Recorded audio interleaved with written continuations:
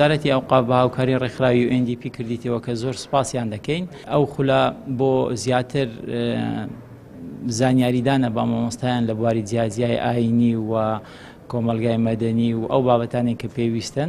مامۆستایانی ئێمە تەبیعی ڕۆڵیان زۆر باش بۆ لە ڕابردوو و ئومێدەوارین بتوانن لە ئایندەش بۆ ڕیفراندۆم و سەربەخۆی هەمان دەوریان هەبی. ئەو خولە تایبەت نییە بۆ بابەتە، بەڵام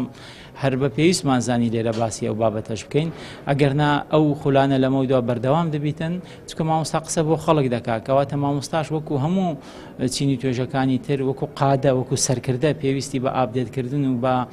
خولی بەردەوام هەیە و وەزارەتی ئەوقاف لە بەرنامەیدایە لە دوای لە مانجی دەشەوە ڕێوشوێنی پێویست بگرێتە دەر بۆ ئەوەی وەزبە مامۆستایان بنێریتە دەرەوە، بۆی لە دەرەوەش معالمی دینی